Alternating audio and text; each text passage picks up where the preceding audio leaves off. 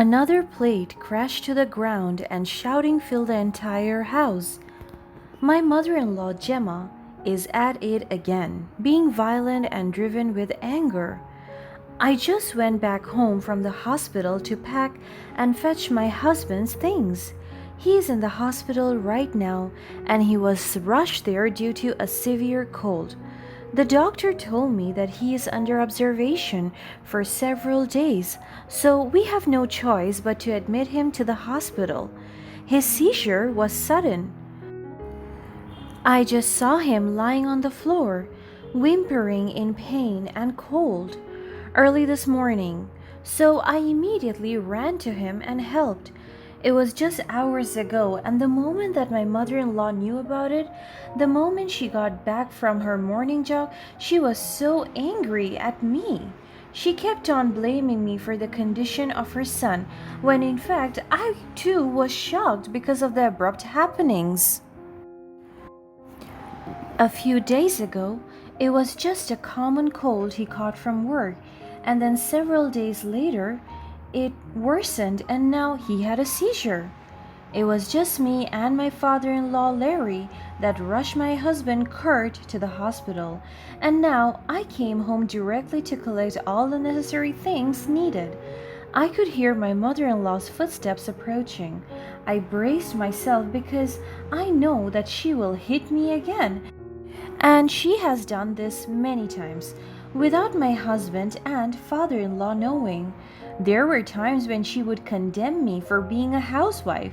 She kept on branding me as useless and freeloader because it is only my husband that is working, but she didn't know that I am also helping with the finances inside the house by working online and remotely on a virtual company run by my family. But she kept on saying I shouldn't take pride in my lowly job because it is awful and would only feed me dirt. It hurts every time she insults me, and it is more painful to hear it from someone you must respect, who in turn can't respect you. Her footsteps came to a close. She banged the door open and went straight to me and grabbed my hair. She pushed me to the ground and looked at me full of anger. If only you had a job. Kurt wouldn't be stuck in this blue-collar work. It's your fault. He is in this critical condition. I tried to let off her grip because it is hurting me so much. Gemma, you can't blame me for Kurt's job or his condition. We made decisions together, always considering what was best for our family. She scoffed, dismissing my words with a wave of her hand as she let go of me. Don't try to justify yourself. Your laziness and lack of ambition have put Kurt in this mess. If only he had married someone more successful, he wouldn't be suffering like this. My eyes started to well up with tears. These words are the exact words that trigger me. She knew how to hit me right into my heart, and it hurts. She doesn't even know everything. But despite her verbal and physical abuses, I stood tall before her, refusing to be broken. Success isn't measured solely by a job or money. Kurt and I built our life together based on love, support, and shared dreams. His blue-collar work was our way of providing for our future, and it had nothing to do with my contributions. Enough with your sympathetic speech, as if I care. You're nothing but a worthless woman. You may think you're strong, but your lack of ambition will catch up to you. My son deserves better. She came near me and grabbed my chin, her grip bearing down to my skin. You remember this, dumb girl. If something bad will happen to my son, I will blame you for everything. She dragged my face to the ground and left me there. What have I done to deserve all of this? My husband and I were so happy back then before she decided to move in with us with her husband, my father-in-law. The two of us were content living in a healthy environment, and the division of labor was never an issue to us, not until my mother in law kept on bringing up that topic. I wanted to cry and pause for a moment, but I remembered that my husband needs me. So, with a hurting body, I stood up and continued to pack. I could say that the weight of my husband's critical condition due to his sudden attack bore down on me with an unrelenting force. After that incident, I decided to leave it behind me. I want to focus all my attention and energy on my husband and his recovery alone. I just think that my mother in law did it out of frustration and concern for her son. I chose to be the bigger person because I couldn't afford another family argument.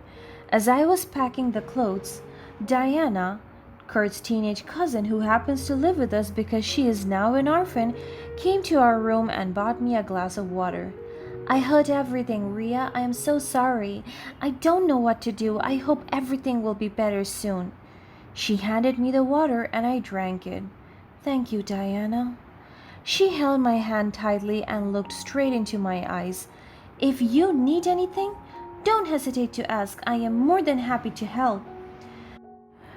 After that, I went back straight to the hospital. The news of his diagnosis welcomed me. The doctor told me that my husband had epilepsy. As soon as I heard it, it felt like my world collapsed upon me. But I still chose to be strong for my husband. Every day was a battle, not just against the illness that ravaged his body, but also against the blame and mistreatment heaped upon me by my mother in law. Her misguided anger and resentment sought a target, and I became the unfortunate recipient of her accusations. In her eyes, I was to blame for my husband's suffering. She believed I had failed to prevent his illness, as if it were within my power to control such matters. She kept on telling me that if I were not too lazy to work, my husband would be well. I want to talk back to her and tell her that my husband worked double shifts the moment she forced my husband to let her live with us, and she even dragged my father-in-law with her. She wants her son to pay for everything that she wants, her shopping, leisure time, and even her expensive gym membership. She torments me for everything, and every time she tells me that I am at fault, I do feel guilty. Her words cut deep, piercing through my already fragile emotional state. I couldn't understand how someone who should be a pillar of support could become such a source of torment. As the days turned into weeks and the weeks into months, my mother-in-law's mistreatment escalated. She treated me less like a daughter-in-law and more like a servant. Every task I undertook was met with criticism and disdain. I became her scapegoat, an outlet for her frustration and bitterness. Yet, amidst the chaos, I clung to the unwavering love I had for my husband. He needed me now more than ever, and I refused to allow my mother-in-law's toxic behavior to distract me from my purpose. While she berated and belittled, I focused on providing him with the care and comfort he required. By the time the doctor decided to discharge my husband, he reminded me that his medication should always be consistent. Yes, Doc, I will certainly take control of his medication as well as his financial needs. Upon responding to the doctor, my mother-in-law laughed so hard, who was standing and listening to us on the side. Really? You? Taking control of the finances? How awful of a liar are you? Oh, doctor, don't believe anything that girl says. She's the very reason why my son is here, because she forced him to work tirelessly while she stays at home doing nothing. That is not true. She just smirked at me and rolled her eyes. The doctor heaved a deep sigh and saw me struggling. He held my shoulders as a sign of comfort. I have known you for a long time, Mrs. Ria. I know you love your husband, So please, no matter what, stay strong for him. He needs you right now. I nodded in response. I tried to control myself, containing my emotions. I don't want to spark any argument right now. So later that day, we finally went home. As soon as we came home, I received a phone call from my father, Brandon. It feels so good to hear a familiar voice right now. It feels so comforting. Hello, sweet pea, how are you? I could feel my heart melting as I heard my father call me by his favorite nickname, Sweet Pea. I'm not fine. Dad, Kurt is in a. I know everything. Larry, your father in law, called me last week. I was so shocked to hear that information. He did? Why? For what reason? Kurt's condition. He reached out if I could help with the finances. But I don't want to bother you with it. I could work double in the family's company while taking care of him. Ria, I'm your dad. Kurt is also my son. I know that you are struggling and don't want to see you like this. We have the means and resources to help. That's why I'm more than willing to give that to you and your husband. I closed my eyes and tears fell down my cheek. Dad, please. We have talked about this before. That they must never know that you are from a wealthy family? Sweet pea, Larry knows that all too well. He works in our company. Yes, Dad, I know. But I don't want my mother in law or other people to know. I told you.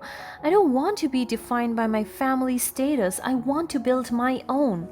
Sweet pea, please, let me do this. I'm more than ready and happy to help.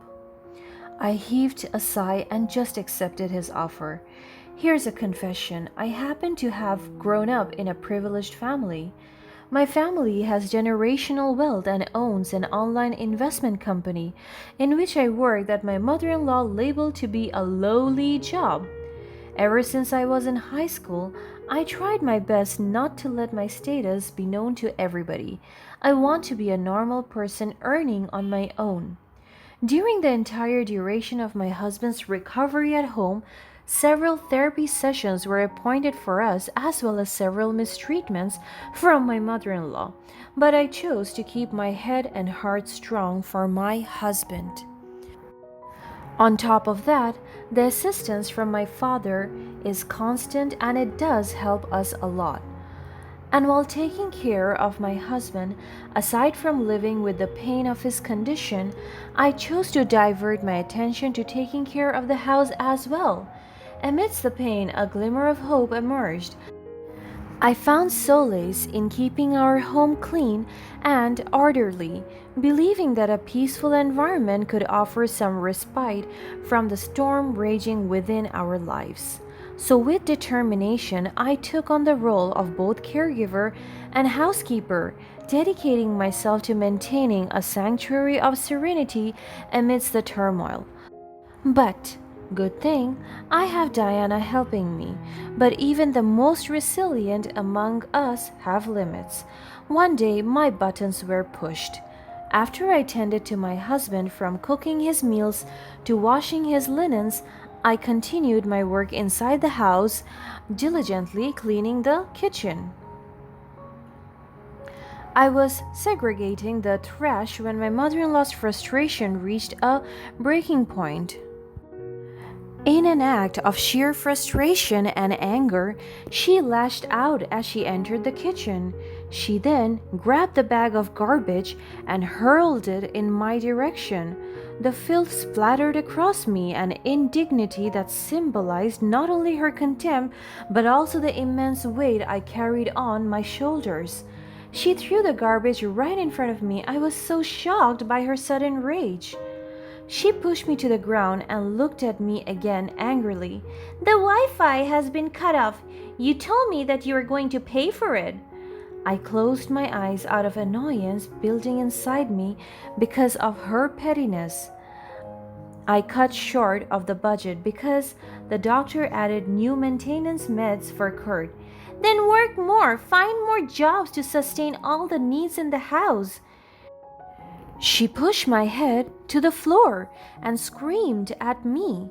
She's insane. During the commotion, my father-in-law finally barged in, dragging my mother-in-law away from me. Enough, Gemma!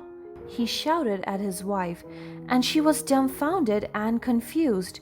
What the hell are you doing? Enough of your evilness. You're so abusive. And what about it? She deserves all that anyway. After all, she did to our son.